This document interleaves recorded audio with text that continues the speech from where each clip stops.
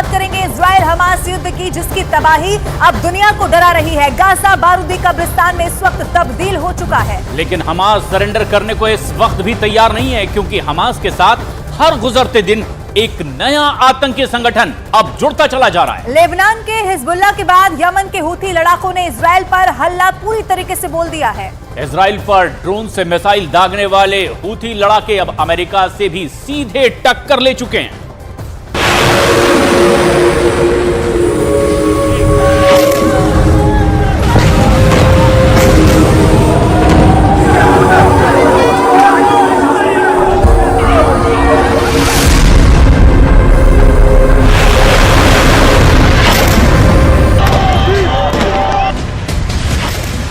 पंद्रह दिनों से इजराइल ने गाजा के अंदर 5000 से ज्यादा एयर रेड करके गाजा को कब्रिस्तान में बदल दिया है।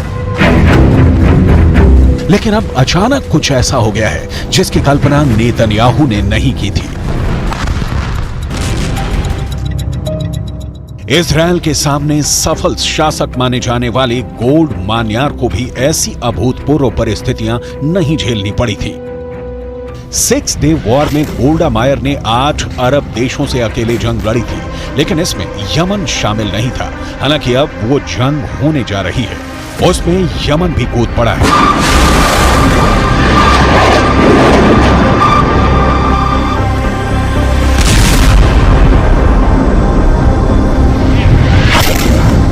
यमन के हूथी विद्रोहियों ने 2 मिसाइलें लॉन्च करके अपनी ताकत दिखा दी है। लेकिन अब इजराइल ने भी इन हूथियों को जड़ से मिटा देने का ऐलान किया है, क्योंकि यह तय हो चुका है कि हूथी विद्रोहियों ने जो 3 मिसाइलें दागी थी उसका टारगेट इजराइल था।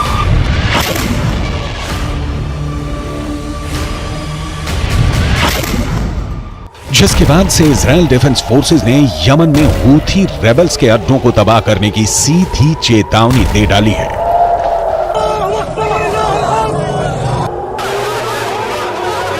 आईडीएफ के प्रवक्ता रियर एडमिरल डैनियल हगारी ने गाजा पट्टी के साथ लेबनान और यमन पर जवाबी हमले की जानकारी साझा की है। गुरुवार को 19 अक्टूबर को ही अमेरिकी नौसेना के एक जहाज ने यमन से इजराइल की ओर लॉन्च की गई मिसाइलों और ड्रोनों को रोक दिया था।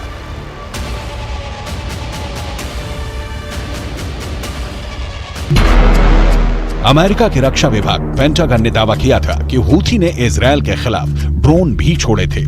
मतलब इजराइल का एक और पुराना दुश्मन जंग के मैदान में है। हमास की तरह इजराइल के इस दुश्मन को ईरान ने ही खड़ा किया है। ईरान से ही हमास और हूथी को खाद्य पानी मिलता है। We cannot say for certain what these missiles and drones were targeting, but they were launched from Yemen, heading north along the Red Sea, potentially towards targets in Israel.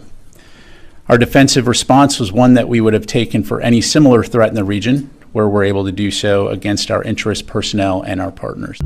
Israel पर हमले के साथ ही खाड़ी में मौजूद अमेरिकी सैन्य अड्डों को भी मिसाइल और ड्रोन से दहलाना शुरू कर दिया गया है।